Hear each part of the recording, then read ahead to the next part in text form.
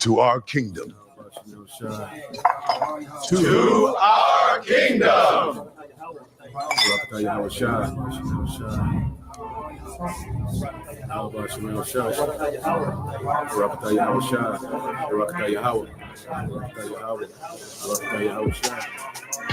Shalom. First and foremost, I want to give all praises to the Heavenly Father, Yahweh, Bahasham, Yahweh Shai, Bahasham, Racha HaKodash. Double honors to the apostles and the elders at Great Millstone who rule well. And as always, we give peace and salutations unto the elect, starting with the Tabernacle of David, the 144,000. After that, you have the large multitude, which are the rest of the men, women, and children, whom the Lord will have mercy on, as it is written in the book of Ephesians. In these latter days, the Heavenly Father, through his only begotten Son, has sent us the Holy Spirit in the form of gifts so that we can go out and teach this word and gather the elect. And when Yahweh Shai returns, he's going to gather together those that are in heaven and those that are on earth together as one. And we will rejoice in victory over the beast, his image, his mark, and receive the eternal inheritance, new bodies, crowned, and eventually come back down on the earth and set up the Tabernacle of David and rule out of Jerusalem, subdue the heathen, and set up paradise worldwide.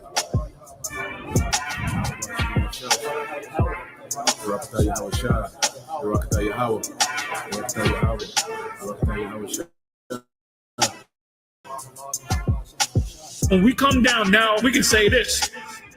Them people, when we come back to Earth, as the X-Men, Marvel comic, DC comic men, the Thanoses and the Kal-Els and so forth, when we come back down with superhuman, extraterrestrial, celestial bodies, they may attempt to fight us like we're aliens. And we're going to kick much ass, and we're going to have fun kicking their ass. I'm talking about the people around the world. That's what it's meant by the saints of the Most High, the Israelites, starting with the men, will take the kingdom.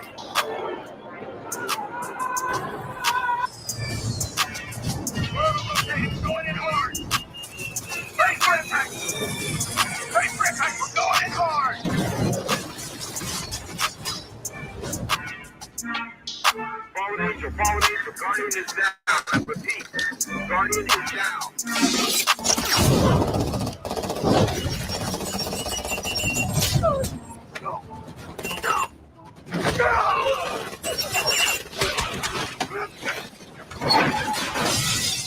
Guardian, do you read? Thunder 1-2, calling Guardian. Guardian, do you read? Thunder 1-2, this is Guardian. I want you to put down everything you've got. The source of my position. This will be danger close. Copy, danger close. Good luck, sir.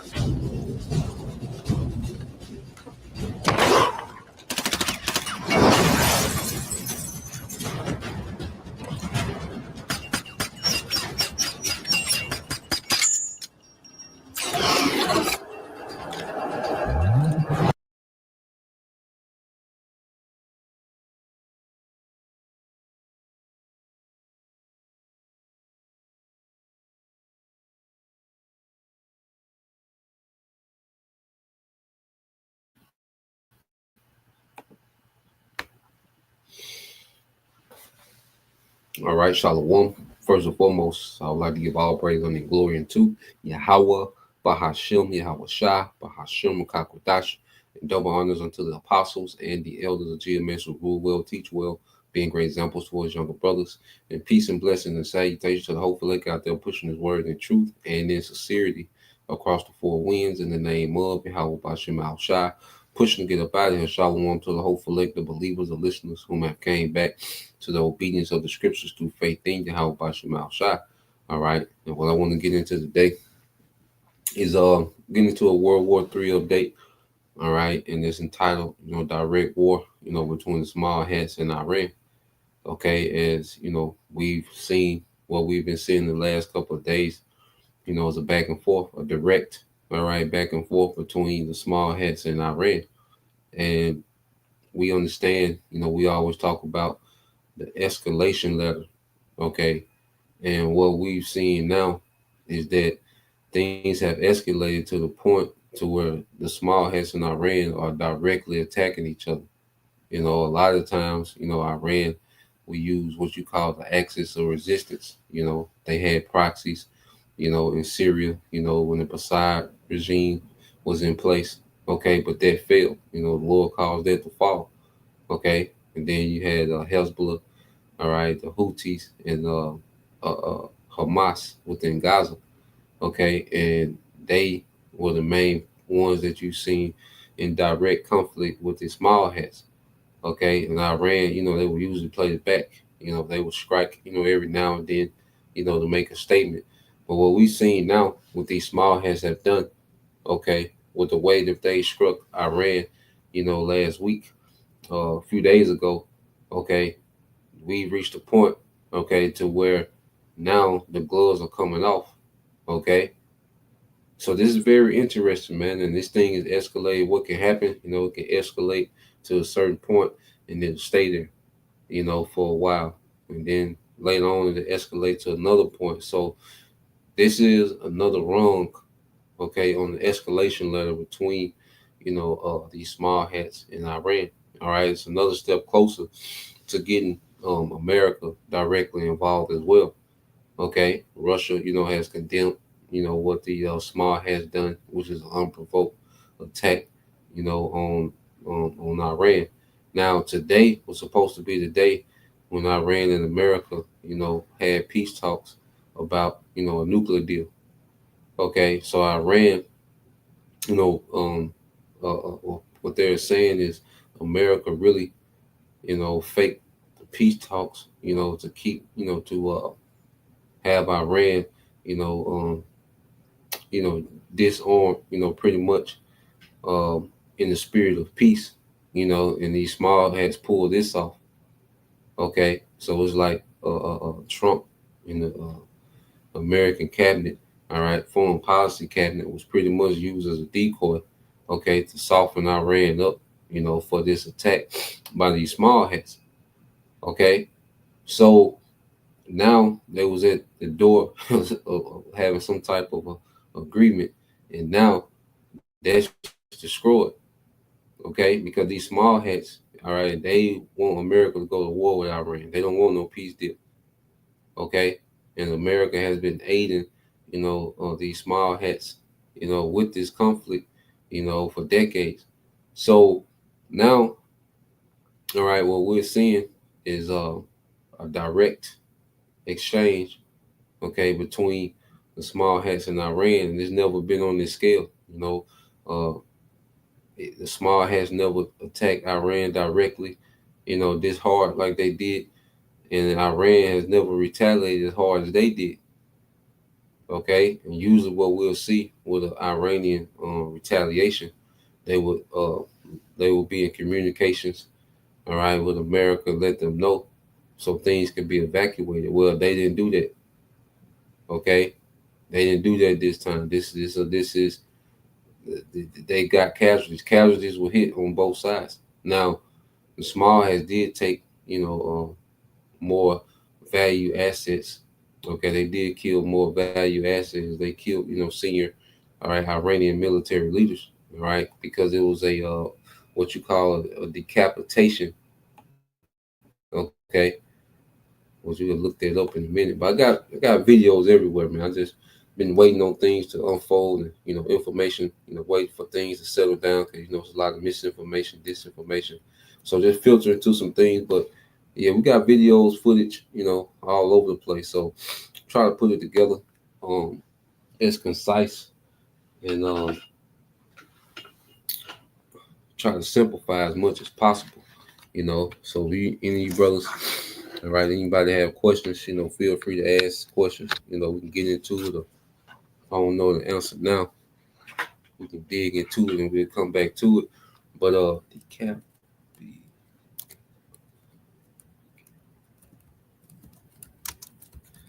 See if I can find it. But yeah, I'm gonna play some things. First, let me get these precepts. All right, lay the foundation. Because this is prophecy. This is major prophecy because let's read this. This is Jeremiah 51 and 46. It says, "At least your heart faint, and you fear for the rumor that shall be heard in the land. A rumor shall both come 1 year, and after that, in another year, you shall hear a rumor. So we're constantly, just hear these stories and rumors of war. Okay, this is the atmosphere that's set. Okay, and say, at least your heart faint, and see, our hearts, our minds is not faint from these things. There's people, that every day they hope that there's no third world war. Okay, their minds are troubled, by this news. All right, we rejoice because we understand. All right, this is prophecy that's leading to the end of the kingdom of Esau and the beginning of the kingdom of Israel under Yahweh. Okay, we know what this means. Okay, but as people have their interest in America and this place keep continuing on, business as usual, this is terrible news for them, man. These events. Okay, so it's a rumor shall both come 1 year, and after that another year shall come a rumor and violence in the land. Okay, ruler against ruler.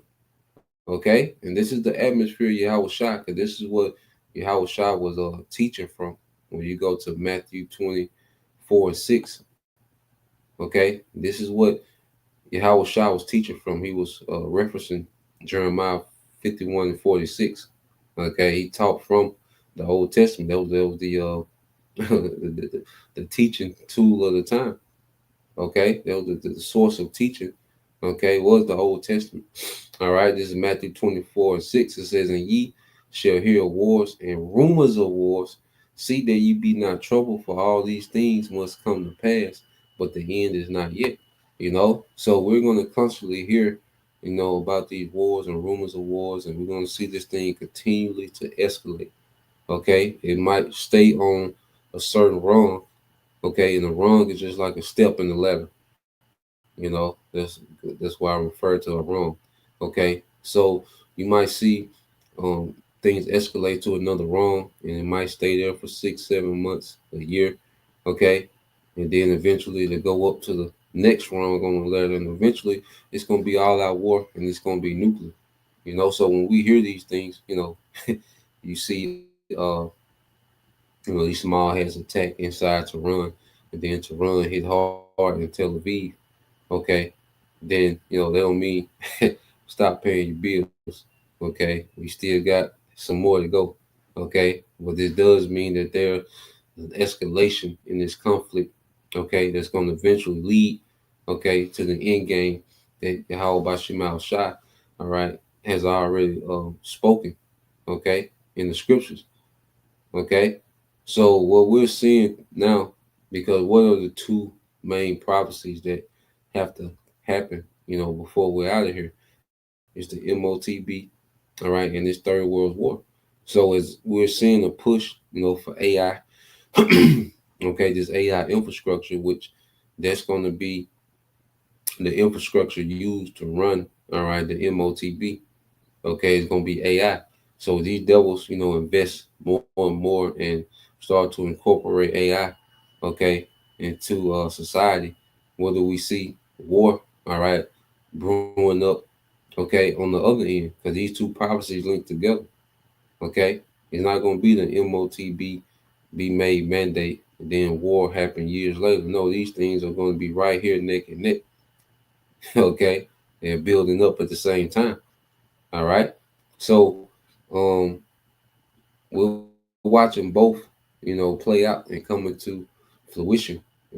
So it says, verse 7 said, "For nation shall rise against nation and kingdom against kingdom, and there shall be famines and pestilence and earthquakes in diverse places, man." So we're seeing, you know, nation rise against nation. Okay, because this conflict between the small hats and Iran is going to bring several nations, okay, into direct conflict, man. Okay, when the least of the flock shall draw them out, and it's going to be these impulsive, all right, small hats, okay, it's going to do something, keep doing impulsive things, okay, and it's going to cause an effect, a ripple effect, to where America is going to be drugged into the war. All right, Russia is going to be drugged into the war. China is going to be drugged into it. All right, and then you have even even Pakistan, saying they staying with Iran. okay? Turkey, okay, is going to get involved according to prophecy, okay? So we're just watching these things, man. It's interesting, man. So let's go here. First, let's go with, because I was just collecting things these last few days to try to piece, these events together. Um, so this is before Iran, all right, struck back. All right, so let's get this video first. Let me see. Yeah, here we go. All right, so this is, make sure it's the one.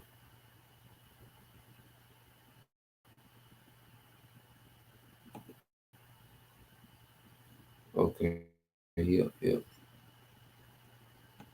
There goes a pretty lady. So this is before Iran struck back.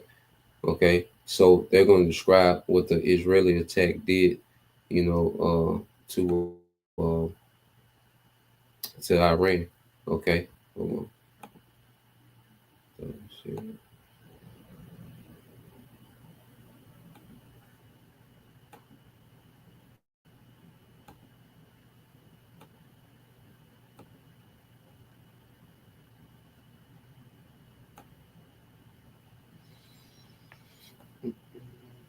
Yep. So let's play this.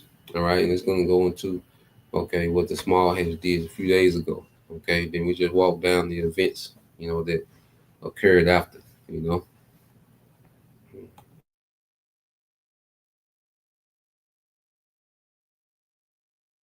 Launched a major military attack on Iranian nuclear and military capabilities, killing dozens of top military officials and scientists, along with civilians. At least 200 fighter jets have struck over 100 targets across Iran, including Iran's main uranium enrichment site in Natanz and a nuclear research site in Tabriz. Strikes have also been reported across Tehran, the Iranian capital. The Israeli Prime Minister Benjamin Netanyahu has said the strikes will continue for as many days as it takes.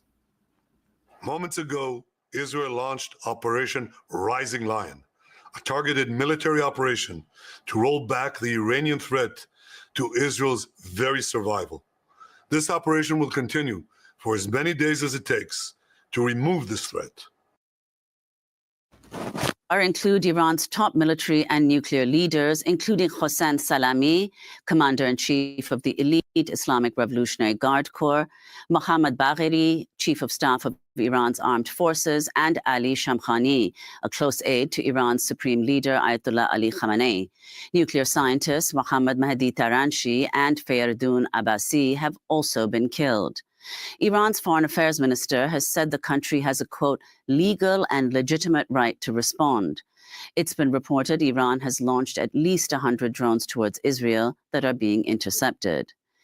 U.S. Secretary of State Marco Rubio claimed the U.S. was not involved in the strikes, while Trump posted on social media, quote, I gave Iran chance after chance to make a deal. The Israeli attacks came as the U.S. and Iran have been engaged in talks over a possible new nuclear agreement. We're joined now by two guests. In Tel Aviv, Gideon Levy is an award-winning Israeli reporter and columnist for the newspaper Haaretz and a member of its editorial board. His latest book is titled The Killing of Gaza. And in Washington, D.C., Trita Parsi is the executive vice president of the Quincy Institute for Responsible Statecraft and the author of several books, including Losing an Enemy, Obama, Iran, and the Triumph of Diplomacy. Welcome back to both of you on Democracy Now! Trita, let's begin with you. Your response to these extraordinary attacks by Israel on Iran. So far, it seems that the Israelis have been successful in achieving early stages of what they want, which is to take out much of Iran's command and having killed several senior military officials. When it comes to damage to the nuclear program, the attacks against Natanz are one thing, and that's a facility that is no more than 10, 20 meters underground. There's not been any attacks against Fordo, which is about 800 meters underground, and that is something that it does not appear that the Israelis have the military capacity to take out through bombardment. There may be other avenues that they will pursue. and perhaps even the US does not. But what I think is increasingly clear in all of this is that this was not an act of defiance by Netanyahu against Trump, but rather the Trump administration and Trump himself was coordinating this with the Israelis in the hope, apparently, for Trump, thinking that this will actually soften the Iranian negotiating position and enable him to get a deal in which the Iranians capitulate. It remains to be seen whether that is the case. I suspect that the Israeli hope, however, is that the Iranians don't capitulate, that they strike back, and by that, get the US to get more actively involved in the war. So, Trita, can you talk about the significance of who has been killed? So, several of the top people, the head of the Air Force, the head of the missile program, the former head of the nuclear program, several of their predecessors had also been killed in assassinations by the Israelis. None of them at this scale and at the same time. And this, at a minute, can actually reconstitute it, remains to be seen. But in that sense, the Israelis have pursued exactly the same game plan that they had with Hezbollah, and it appears that the Iranians have learned nothing from that, because that's what the Israelis did in Lebanon. They went after the top ranks, and by that, they made sure that much rest of the organization was not capable of striking back or fighting. And once that happened, the Israelis intensified their bombing, which is probably what will happen in this case as well. Once they feel that the Iranians are essentially incapable of responding, they're going to do everything they can to take out as much as possible of Iran's military capabilities, conventional or nuclear. So you have this tweet of President Trump this morning where he says, 2 months ago, I gave you 2 months. If you can talk about what's going on at the negotiation level, the fact that the negotiations were supposed to be continuing on Sunday, will that be happening? And the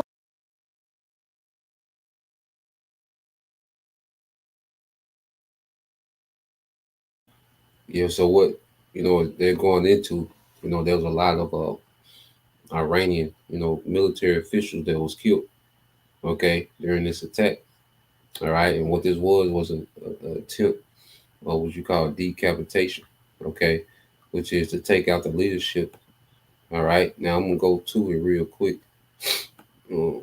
So this is, like I said, them small heads, they hit hard. I was surprised, how hard they went at Iran, okay, because they usually, shy away, okay, when it came to Iran, when it comes to direct contact, they would usually, do some coward shit, kill somebody at at a banquet, kill somebody at a banquet, the briefcase blow up, but this time, hey,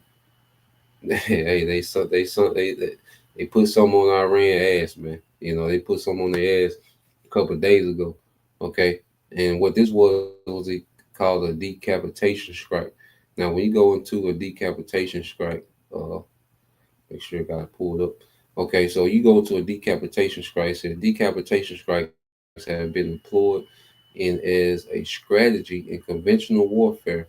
The terms have been used to describe the assassination of a government's entire leadership group or a nation's royal family.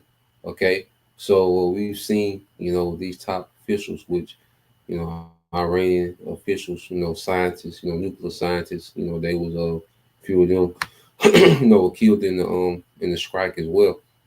Okay, but this is an attempt to weaken, all right, Iran's military ability, and to limit, all right, their ability to strike back. Okay, they hit some, ballistic weapons depots. Okay, where Iran, houses ballistic missiles. So, this was a strategic, planned out, all right, strike by these small hats. Okay, and they was hoping that they would destroy, Iran's ability, all right, to retaliate. Okay, but that wasn't the case, as we're going to see. But what we seen from small hats wasn't a decapitation strike. Okay, where they take out leadership. Okay, in order to try to overthrow the regime, okay, destroy the military's ability to, to respond, okay, and to execute. All right, but that wasn't the case. So let's go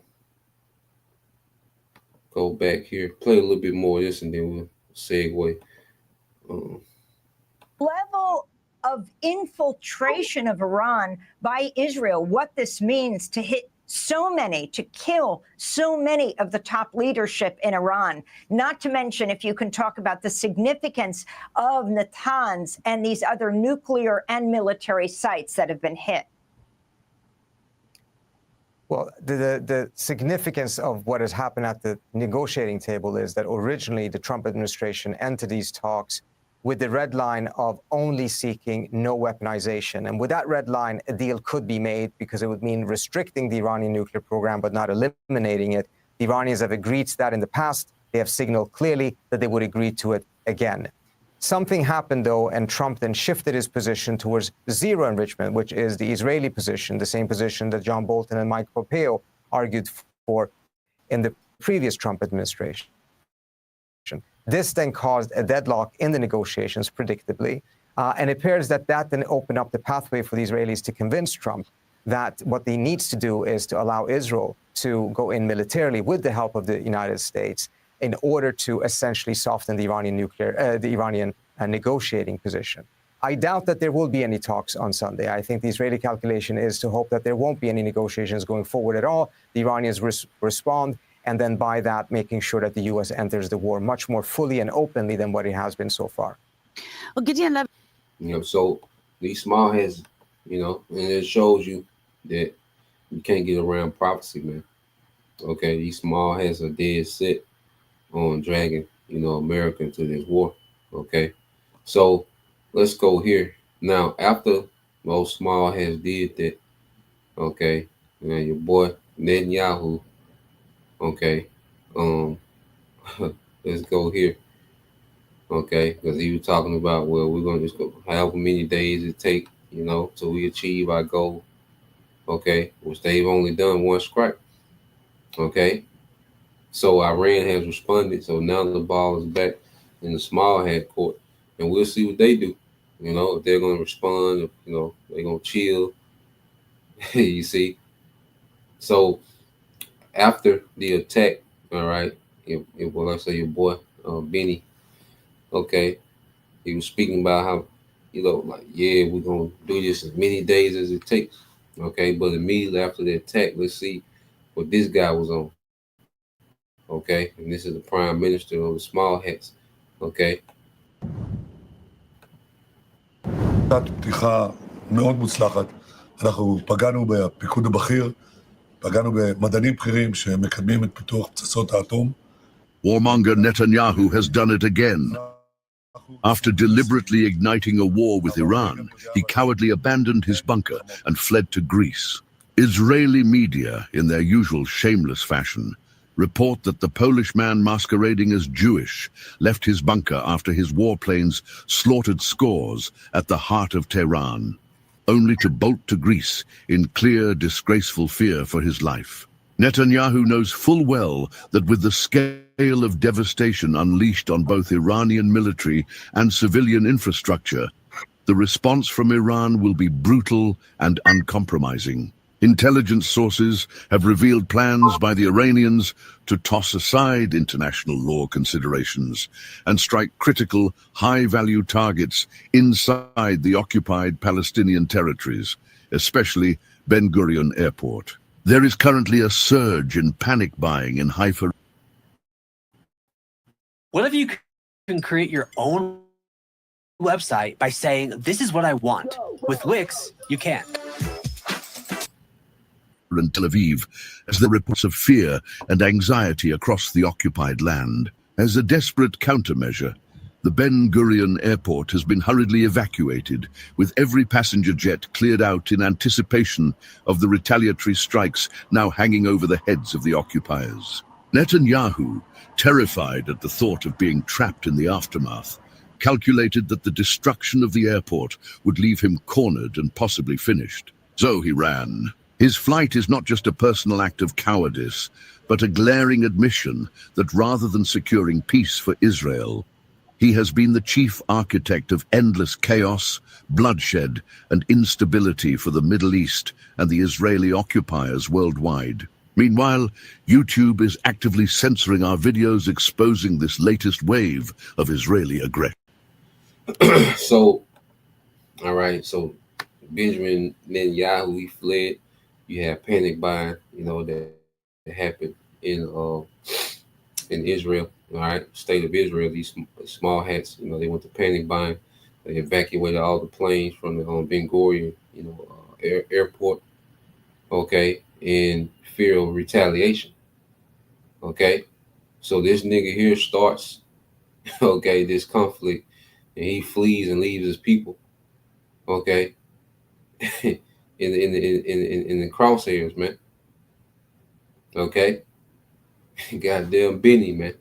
And last time the nigga was they got footage of him running, to a bunker. Every time he start this shit, he dipped, and he wants to drag America in while he sits in Greece in some bunker, okay, while they drag American, okay, into this war, man. Okay, so you had that. Now, this is all before Iran's retaliation. Now, I want to get here. I want to get some visuals, and then we're going to go into some details of Iran's retaliation, because this, let's go here. Because what Iran did, they sent 3 waves of ballistic missiles, okay? And they hit 150 targets, okay, in Tel Aviv, all right, and Haifa, which are 2 strategic, the Tel Aviv is the capital. And I said, this is the when you're at war, okay, you have to match what the other side is doing. Okay, so the small hats, they attacked Tehran, which is the capital of Iran. So Iran attacked Tel Aviv, which is the capital of Israel, and also other strategic areas as well. Okay, so we're seeing the tick for tat, okay, in this thing. All right, and whatever the small hats do, Iran, all right, is going to match it, okay, or over or go above it, okay. So now let's go here. I'll say the brother has sent me this footage. All right, so this is a view from ground zero of the ballistic, all right, missile strike from Iran, all right, going into, all right, Israel. Okay, so let's look at this. So you can here we go. المنطقة إلى منطقة أخرى. قبل دقائق أعلن المتحدث باسم الجيش الإسرائيلي عن رصد إطلاق صواريخ باليستية من داخل إيران، والآن تدوي صافرات الإنذار في منطقة ديمونا أصوات انفجارات في القدس. نسمع معك الأصوات. ارتفاعات جوية تنطلق في القدس. إذا أصوات انفجارات في القدس، لكن لم تدوي حتى الآن صافرات الإنذار في القدس. صافرات إنذار في بئر السبع في أكثر من موقع. على أرض الواقع صافرات الإنذار تدوي في عشرات المواقع في إسرائيل، في منطقة أرييل في الضفة الغربية. سمعنا أصوات انفجارات في هذه المنطقة، وتصلنا إشارات من شهود عيان من دوي انفجارات في مواقع مختلفة في إسرائيل. أحمد عن صفارات أماكن دوي صافرات الإنذار ديمونا ومحيطها كذلك. بالفعل صافرات إنذار في ديمونا، صافرات. So yeah. So you seen shit, Iran filled the sky. Iran, hey, they came back. Okay. You see, they came back. Okay, and they filled Israeli airspace with ballistic missiles, man. Okay, and that Iron Dome, all right, was useless. Okay. So Iran hit back, and they hit 150 targets, man. And you see that visual, all those ballistic missiles coming in at the same time. So imagine what it's gonna look like America when all them nukes coming in. Like it's gonna. That's all I can think about, the nukes coming to America, man. Okay, but we just seen the prelude of these things, man. All right, so Iran filled the sky with them ballistic missiles, and they shot 3 waves, okay, and hit 150 targets. Now, let's go into, some detail of things that were hit. All right, so you go here.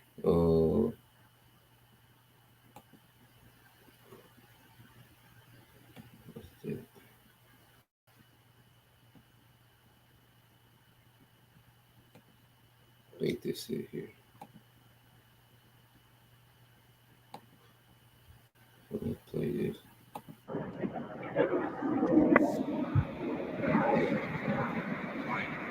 יש שם, זה לא נפילות?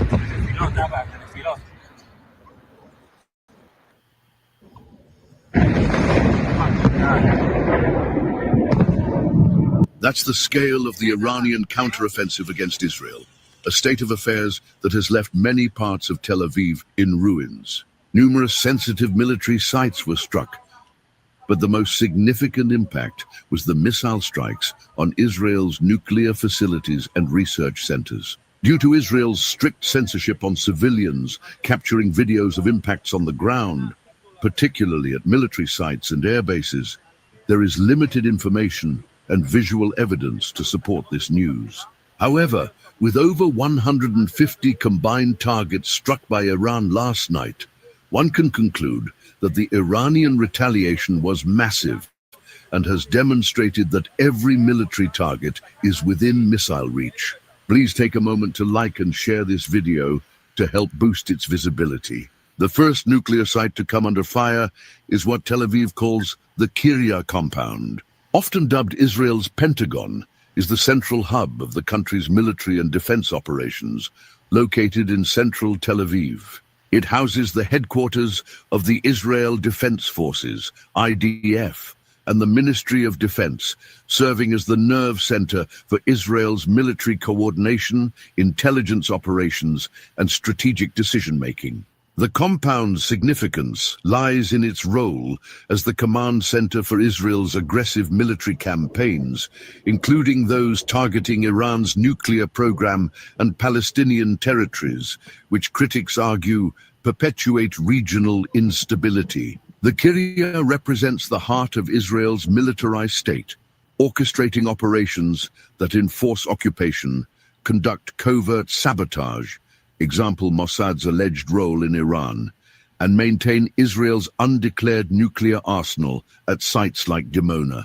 Its comparison to the US, Pentagon underscores Israel's reliance on American military support, including billions in annual aid and advanced defense systems like the Iron Dome, which critics see as enabling Israel's impunity in regional conflicts. The Kiryat compound was struck and destroyed. This was confirmed by a Fox News reporter on the ground in Israel, despite some Mossad agents trying to stop his camera from taking stocks of the damages as per the policy of hide and seek by the criminal government of Benjamin Netanyahu. And into today, the Iranians have responded with 3 waves of ballistic missiles. This is Israel's version of the Pentagon. And the building on this compound was just hit. Please go back, please, go back, please. You can understand here, it's very tense at this specific location because the Iranians are now targeting the defense establishment of Israel. And so I'm going to have my cameraman pan up here to this building just across the street from the Kiryat. And so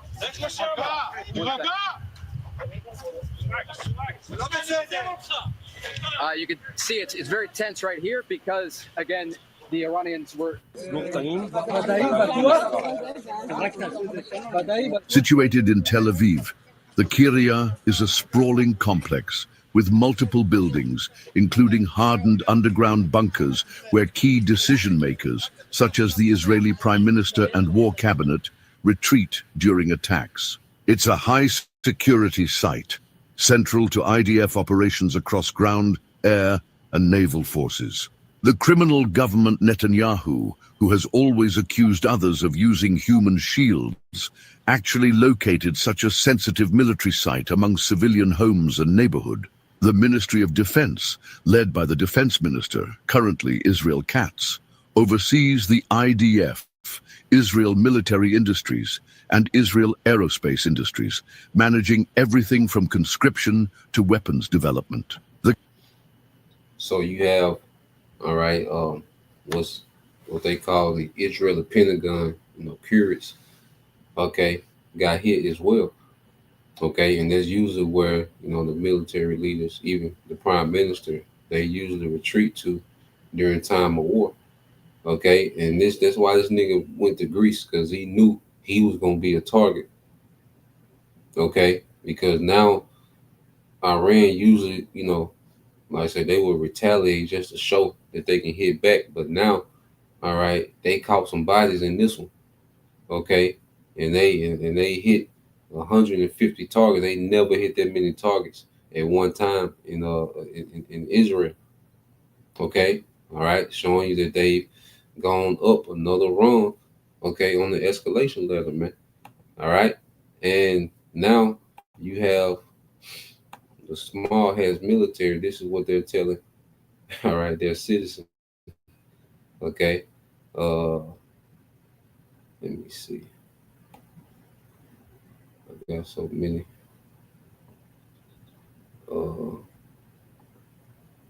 Okay, let's go here.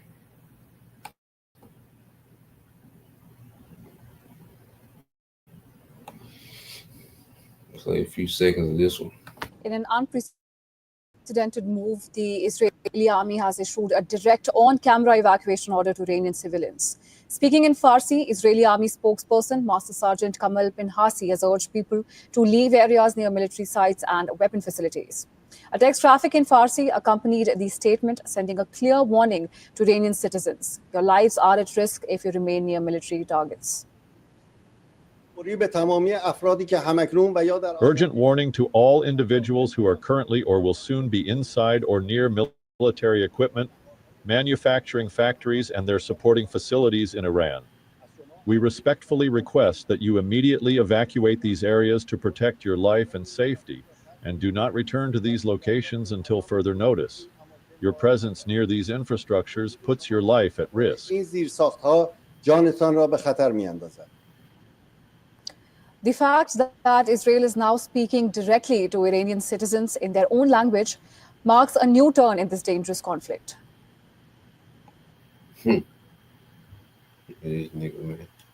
So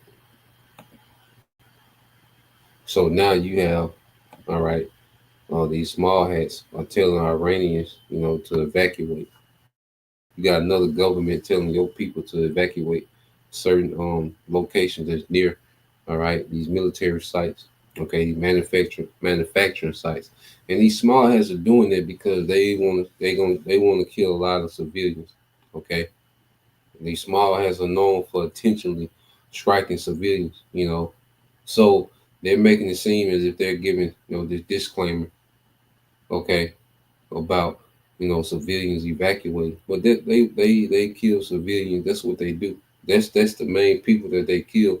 All right, and these strikes are civilians. Okay, they kill civilians by the thousands, tens of thousands. Okay, so they put that disclaimer out there, and I guess they think it's going to be another Gaza, but it's going to be completely different. As you can see, Iran's ability to respond is different, okay, than anything that these small has ever faced, okay, and this is why, all right, they're urging America, okay, to matter of fact, let's go here, get a couple precepts, and we're gonna go back to some more video, okay. So now you got these small hats as if they're going to continue on, so it'll be interesting to see what these small hats respond with, and what Iran responds with, man. This is my new sports. Okay, watching this war, man. All right. So let's go here. And this is what the scriptures say, and when you go to Isaiah 9:5, okay, Isaiah 9:5 said, "For every battle of the warrior is with confused noise and garments rolled in blood, but this shall be with burning and fuel of fire." Okay, and you don't see, Iranian troops and Israeli troops locking up, okay, in ground battles. Okay, this new way of war is going to be with ballistic missiles. All right, eventually they're going to, all right, scrap them nuclear warheads on these ballistic missiles, man. Okay, ICBM, intercontinental ballistic missiles. You see, so we're seeing, all right, a new age of warfare where, it's mainly fought with missiles. Okay, so we're going to see, they're going to throw missiles back and forth at each other. All right, we're going to see, like, say, if it's going to stop here, or they just, they both, attacked each other and they're going to, fall back. Okay, but one thing about it can never go back. Okay, it can never go backwards. They're not going to step down on the escalation run. Okay, it's going to stay where it's at. Okay, until someone else, raises, goes up another run. Okay, but we're seeing, all right, this new age of warfare, which is going to be a lot of missiles, going to be conventional, okay, missiles, and then eventually it's going to get nuclear. Okay, so let's go here. All right, and the Lord, stirring these nations up, man. All right, let's go Joel 3. All right, it's a spirit in the earth, especially in their region. Okay, what they call the Middle East, ultimate Western Asia. All right, but this is a Joel 3 and 9 saying, proclaim ye this among the Gentiles, prepare war. Okay, so the Lord is putting the spirit of war, okay, war preparation on these heathens, man, for this third world war. All right, wake up the mighty men, let all the men of war draw near, let them come up. Okay, so this is a spirit, okay, that's in that region of the earth, is just a spirit of war and nation to prepare themselves for war.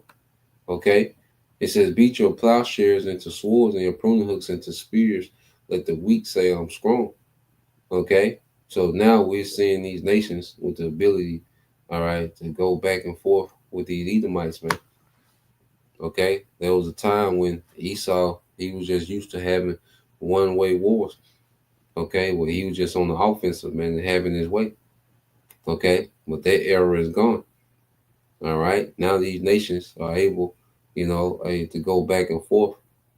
Okay, you seen the Houthis; they was even going back and forth with the U.S. Navy. You see, Trump cut that out. Okay, he flex, call himself trying to flex on the, the army in Yemen. Okay, what they call the Houthi rebels. Okay, and they got depleted. Those U.S. Navy, all right, vessels, they got depleted. Okay, of those munitions to defend themselves, man. They had to, dip out. Trump tried to save face, talking about like they agreed to some truce. Like, nigga, y'all don't agree to no truce. Okay? Nigga, it ain't go like you think. Okay? Because the Lord has, all right, strengthened, okay, these heathens, these other heathen nations, all right, in preparation for this third world war, man. Because the Lord is going to use these nations to embarrass America, man. Okay? In this war. Okay? Now, let's go back. I gotta show you, okay, that the main thing is to draw America into this war. Okay, so let's go here.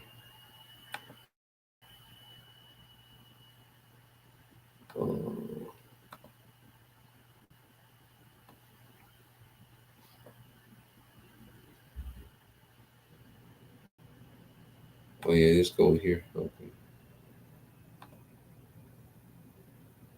and this just shows you that this is all an attempt to pull America into this war. Okay, because Israel, which we're gonna go deep into that too. This next video, small hats, they can't do this back and forth with Iran. Okay, they're gonna be overwhelmed. All right, they're not gonna be able to hold up to a back and forth with Iran. All right, missile for missile. You see, so let's go here, and it shows you that what these small hats are really, wanting to do. Okay. Well, as Iran and Israel continue to exchange a volley of missiles, the question now arising is how big will the conflict grow? According to an Axios report citing two officials, Israel has asked the Trump administration to join its war against Iran in order to decimate Tehran's nuclear program. The Trump administration has, however, distanced itself from Israel's operation. A direct attack on Iran, even if the U.S. involvement is limited to bombing a single site, would pull the U.S. directly into the war. As per the report, an idea raised by Israeli officials with the U.S. is to jointly take out Fordo, which is an Iranian nuclear facility carved deep underground in a mountain. Israel specifically lacks bunker buster bombs and large bomber aircraft needed to destroy Fordo enrichment site. Only U.S. has both the capacity and the capability located at a flying distance to Iran. Israel fears that if the Fordo nuclear site remained operational, even after the airstrikes, it would fail in its mission.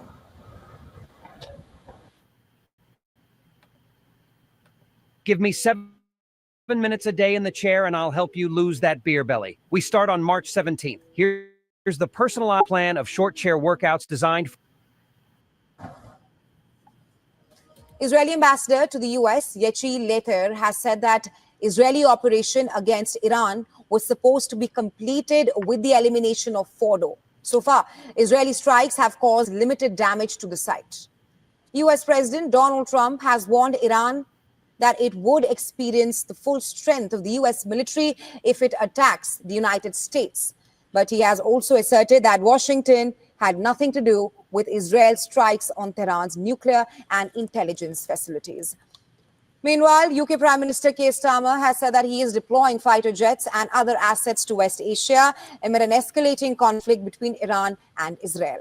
Starmer said that UK was moving assets to the region, including jets, and that it is for a contingency support. The UK leader said he had spoken with both Trump and Israeli Prime Minister Benjamin Netanyahu. UK's move comes as Iran told the United States and UK that it could retaliate. So you had Iran, they saying, because see, America is, the small hats wouldn't even have the capability to pull this strike off by themselves. Okay. So America is assisting, what you call, I can't think of the term.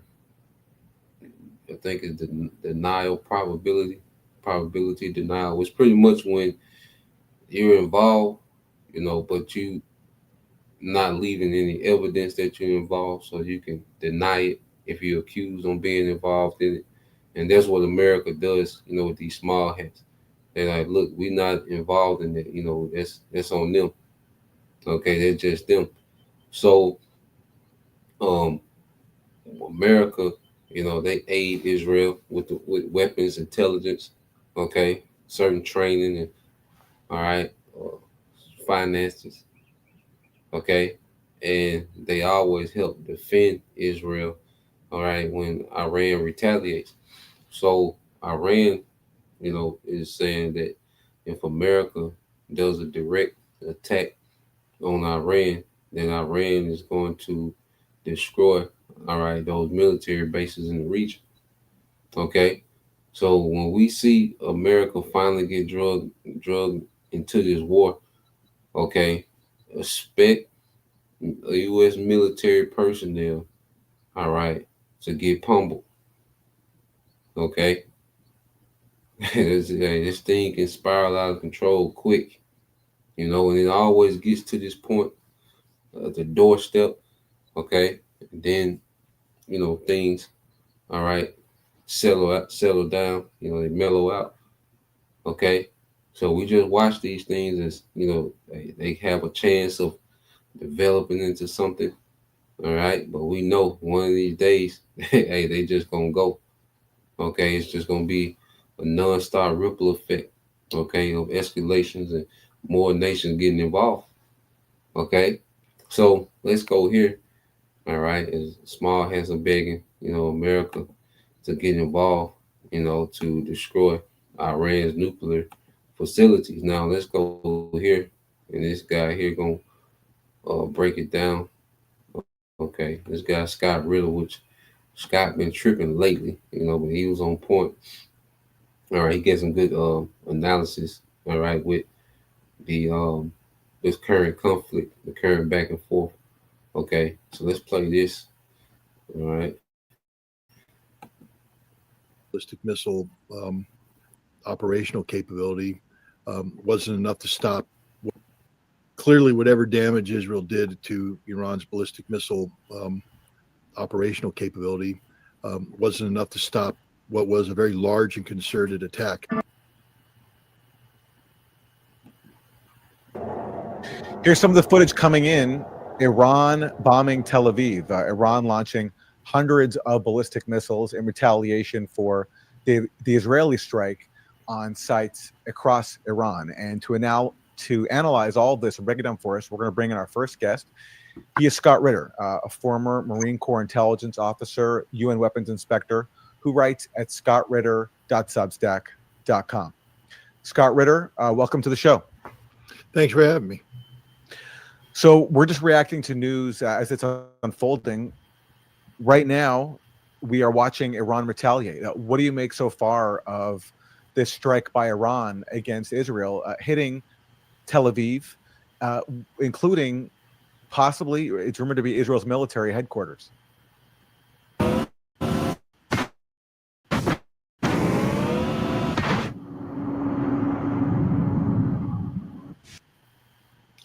Well, first of all, any notion that Israel might have had by carrying out its Pearl Harbor attack, its surprise attack against Iran, that it would somehow be able to prevent an Iranian retaliation, I think that's been laid to rest. Clearly, whatever damage Israel did to Iran's ballistic missile operational capability wasn't enough to stop what was a very large and concerted attack. The other thing that comes out is that many people thought that it was going to be Iran that was defenseless. In fact, you heard statements coming from Israel that, in the United States, that Trump, you have no defenses, you're defenseless, surrender now, and we'll show mercy to you, or something of that nature. Well, apparently, Israel today lost an F-35. That's the information that's coming out. I can't confirm that yet. Maybe a pilot captured.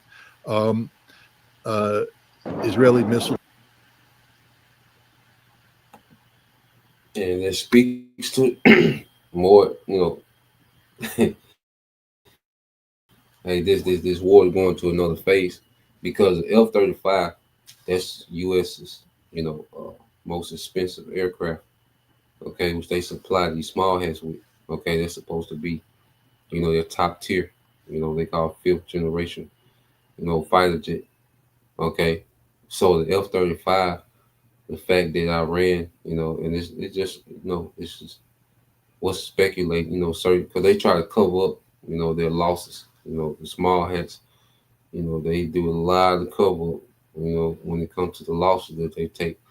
But, so it's, they speculate that they lost the F-35. So what happens is, all right, the F-35 alerts, the pilot, that they're targeted, and the pilot can eject. But see, when you eject, you got to come down wherever you at. So if you in Iran and you got to eject, you're going to land in Iran. So you have an Israeli pilot that could be possibly captured in Iran. All right. And they going to torture the brakes off that nigga to get all the information, okay, about Israeli, okay, strategy and, different things. But, that's tough, if Iran took down the F-35, because if they can take one down, they can take 100 down, so it just shows you what Israel, Iran's, okay, air defense, okay, all right, show you that, how, advanced they are with their air defense, so let's play this some more. That were fired into Iran were intercepted. So Iran has reconstituted its defensive capabilities.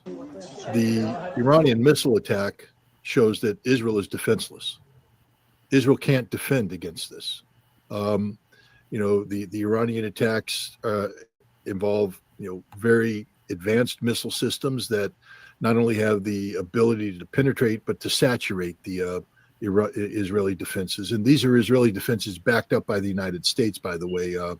The reports are that American Aegis ships were also involved in the attempted interception of Iranian missiles. The THAAD missile defense system, the best that the United States has, was involved. And they couldn't stop this attack. And this is just day one. Israel will run out of missiles. That is a guarantee. Israel does not have sufficient stock to continue this level. Will Iran run out of missiles? What happens if this continues for 5 days from now and there are no more missiles to defend Israel? What happens when we run out of missiles? Remember, our ships have a finite stockpile of missiles. When we run out of SM-3s, SM-6s, and Iran doesn't run out of missiles, now Israel is just laying there exposed. This could literally be the end of Israel. This is the kind of stupidity that should have been factored in when Israel initiated this Pearl Harbor. And Bob Kashaf, brother, could post Ezekiel 38 verses 10 and 11. Ezekiel 38 verses 10 and 11, Bob Kashaf. Well, that's my next question. I mean, you say that Israel is defenseless and could run out of missiles. Don't you think that was factored in when they decided to launch this attack? And that leads me to think that they do have enough missiles to repel this Iranian counterattack. I mean, why are you so confident that Israel is defenseless? Probably one of the biggest questions that we get from our customers is, well, how do you really go about buying gold? One option that people have. Well, we know Israel ran out of missiles last time. So, and I know that there's a finite man. Look at this nigga here to the left.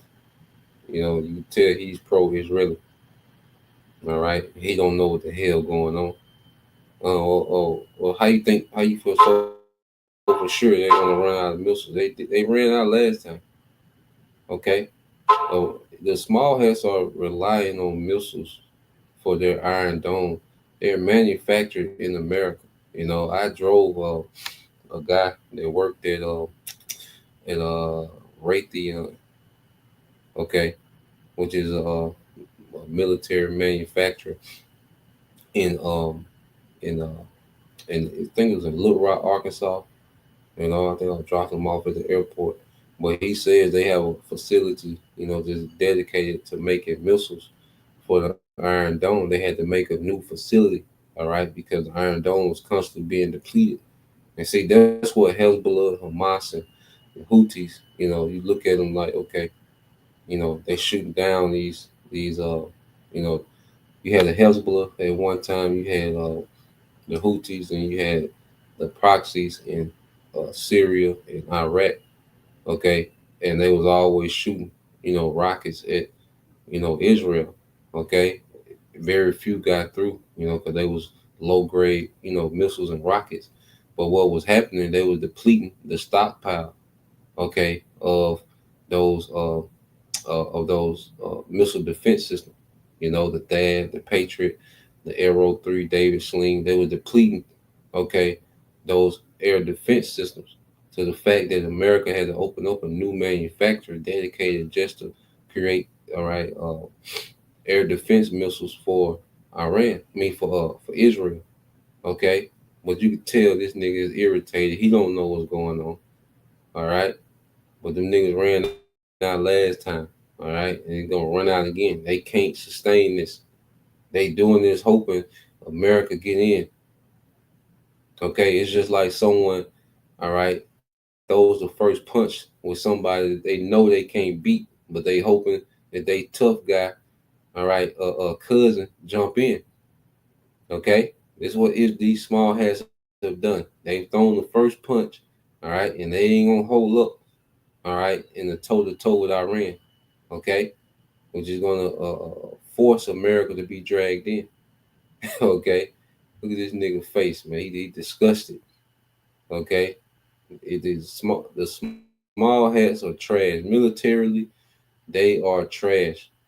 Okay, without America, they would be pulverized, all right, by those nations. Hezbollah beat the brakes off the small hats in 2006. Okay, when they went head up, the IDF trash, they been trash. They just always had the backing of uh, the West, you know, whether it's Europe or whether it's America, they've always had the backing. Okay, so they would just have far more advanced weaponry than everyone else. Okay, and far more resources, and they will have the intel of the West. Okay, through CIA, you know, different intelligence agencies of the West. Okay, that's why they're able to kill a Iranian leader at a banquet. You know, because they had that intelligence, they had that advantage. You see, but as far as military might, all right, as far as actually combat, IDF has always been trash. Okay, they never beat anyone by themselves. Okay, so let's play this some more. Manufacturing capacity. So between October of last year and this year, how many missiles could Israel have produced? Not that many. We know the United States runs out of missiles. That's one of the reasons why we had trouble against the Houthis. We were running out of surface-to-air missile intercept.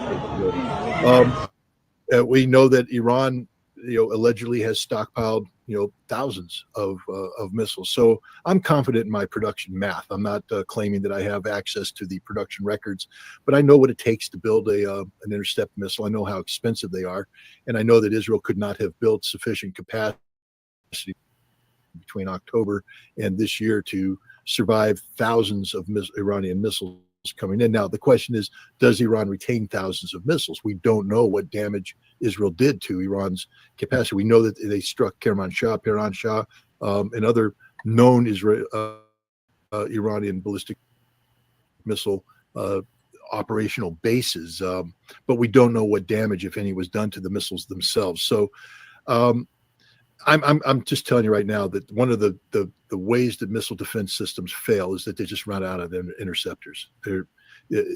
And you see this right now. We don't know what the launch to intercept factor is. For instance, in Ukraine, the Patriot missile now has been refined to where basically they're firing 4 interceptors against a single ballistic missile incoming. And that's after years of refinement. We don't know. First of all, there's multiple layers of the Israeli air defense, and so they're going to seek to engage out far with David's Sling and Arrow 3 and others. But if they fail, they already fired those interceptors. They failed. Now they're coming into the second layer, and here you're going to see THAAD and Patriot. And when they fail, you come into the final intercept. So for each Iranian missile that successfully intercepts the Earth, you may be looking at upwards of 12 interceptor missiles being fired against them. You can't sustain a 12-to-1 ratio. Dang. So for every one missile that Iran is sending, you got 12 projectiles trying to take that one missile down, because it's getting through all layers, See, this nigga on the left, he don't understand that, man. Okay. So if it take 12, okay, your missiles try to intercept my one, you can't sustain it. And then when those systems run out, they have to be loaded by a crane. Okay, the reload, it takes 20 minutes. So Iran knows how to time those missiles to where you have the first wave come in. First, they send them slow drones. Okay, and those drones deplete. They sent those drones to be shot down. Okay, they got these cheap drones that they send and they slow. So they can be easily targeted by those missile defense systems because they slow. Okay, so while they're shooting down those drones, then you have the ballistic missiles coming right behind them. Okay, and as those missile defense systems are being depleted, now you're naked. Okay, so now the ballistic missiles, all of them can get through. Okay, and you don't have time to load them real time. Okay, with that many missiles coming through. You see, so the small hats are defenseless, man. Iran has figured that out. Okay, they know how to time these strike packages to where they deplete those defense systems, and it lays Israel wide open, okay, for all these ballistic missiles to hit their targets, man. Okay, and you're not gonna be able to keep up with 12 to 1. So if Iran shoots 1,000 ballistic, I mean 100 ballistic missiles, it would take 1,200. Okay, missile. It would take 1,200 missiles from Israel's missile defense system to try to intercept those 100 missiles, man. You do the math, man. Okay. Ratio like that. It's fiscally impossible and it's physically impossible. So that's why, I mean, there's a good chance that, and you say, I mean, you say, why would Israel start something like this? I've said from the very beginning that Israel cannot initiate and sustain a strategic air campaign against Iran. It lacks the capacity to do so. They can initiate a strategic air campaign, which they did. They can't sustain it. It's unsustainable. They don't have the force structure to do that. They don't have the weapons capacity. The only nation in the world that has that capacity is the United States. The United States has been reticent about getting involved in a strike against Iran.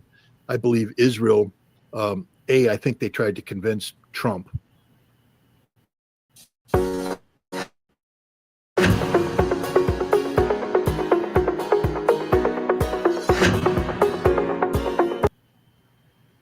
who's emerging as one of the dumbest men on the planet, excuse me. They convinced him over the objection of the Pentagon, because I know the people in the Pentagon. I don't know all of them, but I know some of them, and I know of the people, meaning the kind of people they put there. They're not idiots. They know reality. They are able to do basic military math, and nobody in the Pentagon would have said Israel has a snowball's chance in hell of delivering a knockout blow against Iran. The president listened to Netanyahu, got the briefings from Netanyahu's people, and believed in it because he's bragging. I gave you 60 days, and on day 61, you know, the Israelis hit the knockout blow, and I warned you it was coming. Now you must beg and come crawling to me for peace. Well, that means he was involved in this. That means he was knowledgeable of this. His tweets are literally, they condemn him in the eyes of the world. If Trump, the president, believed that Israel could deliver the knockout blow, then he would give the green light. And it appears that's what he did. Now Trump is going to be confronted with the fact that he was lied to by the Israelis, that the Israelis lacked the capacity to finish the job. Now Israel is going to be bending over backwards to get the United States to intervene. And we know the United States is prepared to do this. The General Kurilla has briefed the White House on strike options. And I want to make one point on that, because a lot of people will say, well, that's normal. It's normal for an American general to brief America must be ready for anything. If the president of the United States greenlit an Israeli attack against Israel, and you have General Kurilla briefing the president before the attack. An attack against Iran, yeah. Iran, I'm sorry. Yeah, I'm sorry. It's been a long day here. I You have no idea how long this day has been. I think you do have an idea how long this day has been. It's a crazy day. So I'm lucky I can even talk right now. But for Kurilla to give this briefing, it means that United States military planners are intimately knowledgeable of every aspect of what Israel has done here. Every aspect. I've done this kind of planning before. I'm here to tell you right now, we know that Israel put special operations forces on the ground inside Iran. I will tell you that if America is thinking about getting involved, and we don't know at which stage we could get involved, let's say Iran, those missiles today went against American bases. We'd have American aircraft in Iran right now, guaranteed. We will not allow Iran to attack us. But to do that, we have to know where the Israeli Special Operations Forces are, which means that our JSOC people, our Special Operations Command people, are in continuous contact with their liaison services with Israel, who are telling us where the guys are on the ground, plotting out the no-go zones, etc., to have deconfliction. If Israel is continuing to launch another wave of attacks, we need to know that so we deconflict it from our attacks. We can't have our aircraft flying into areas where Israeli missiles go. That means the United States knows everything about the Israeli attack. We are intimately involved in it. We helped plan it, and we're ready to be folded into it at any time. This is one of the greatest challenges Iran's going to face in the coming days, is don't allow Israel to escalate this conflict to the point that the United States comes involved, because that is Israel's only chance. Only chance. They need to get the United States involved. If they don't, Israel can't survive this politically. This is devastating to Israel politically. And it's probably devastating to them economically. We don't know what was hit, but we don't know what capacity is removed. But if Iran can sustain this level of attack for 5 days, and as Israel runs out of missile intercept capability, Israel is defenseless. And that's it. Israel just lost the war. So Iran's goal right now is to sustain this attack and not get the United States involved. Israel's goal right now is to get the United States involved. Come see us on tour in Glasgow, Manchester.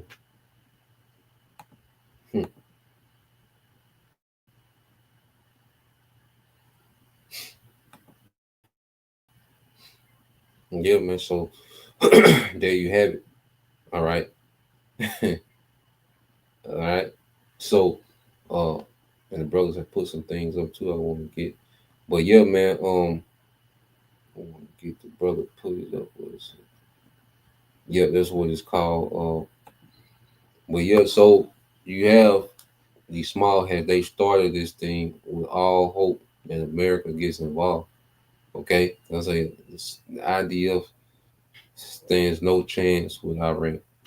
Okay, and they talking about if Iran can sustain this for 5 days, Iran says, look, we can do this for months.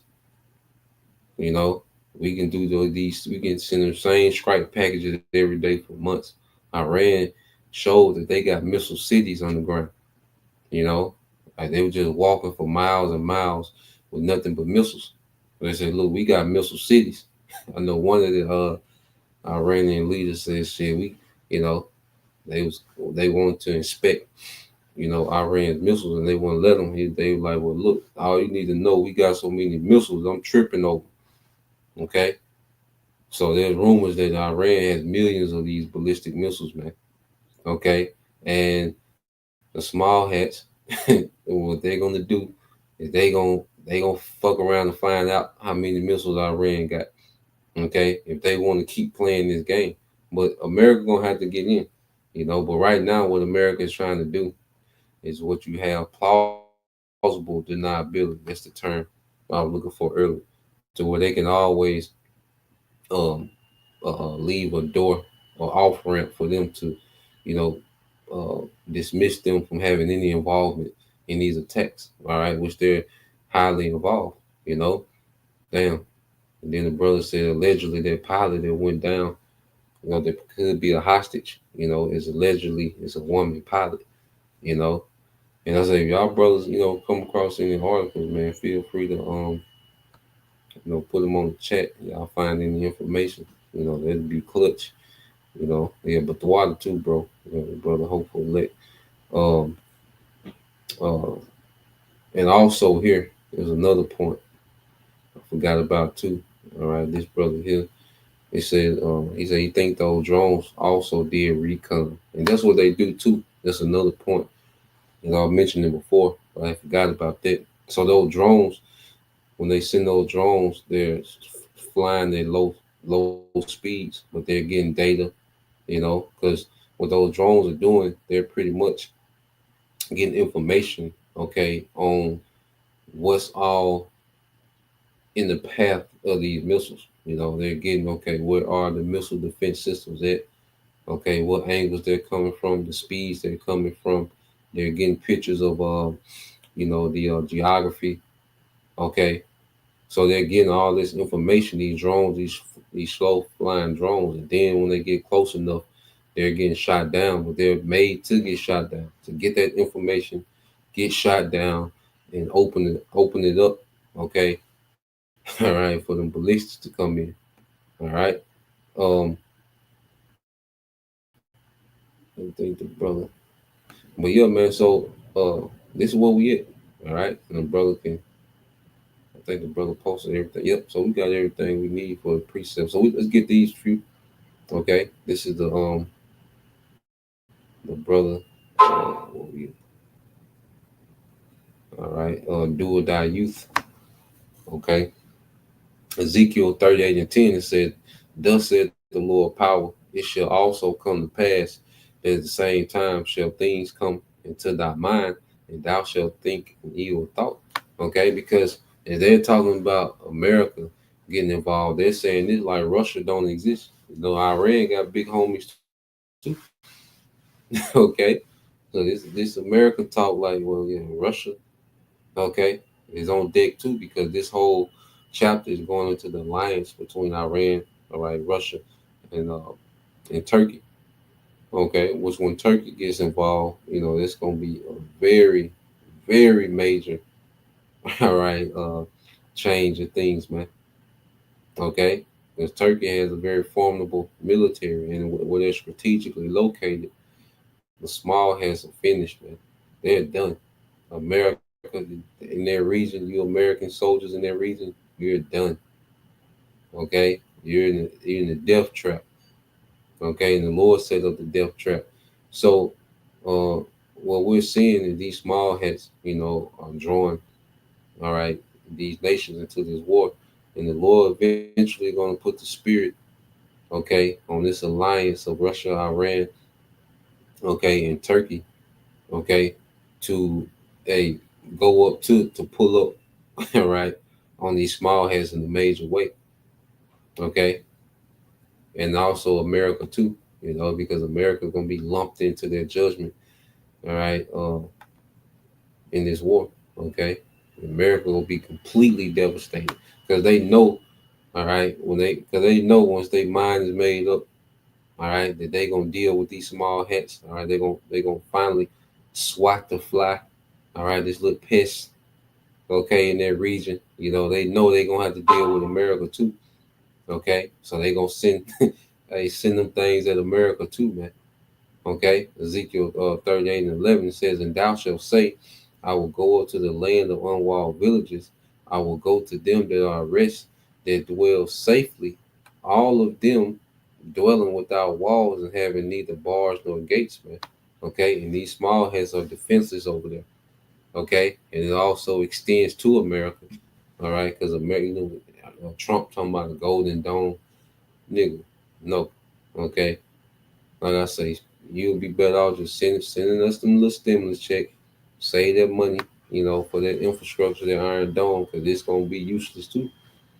Okay, because it's the same system, the THAAD, okay, system, the Arrow 3 system, all that's American military hardware. Okay, so America and Israel got the same defense system, which are useless. You know, the scriptures say you're gonna be unwalled. Okay, so yeah, this is what we at, man. All right, and it's gonna be interesting to see. You know, I haven't seen the latest, you know, on anything yet. All right, let's get this. I think the brother Kazak Bun Howard. Yep, this is Jeremiah 50:45 said, "Therefore hear ye the counsel of the Lord that he have taken against Babylon, and his purpose that he have purpose against the land." Okay, of the Chaldeans. Okay, so we're seeing the purpose of the Lord play out.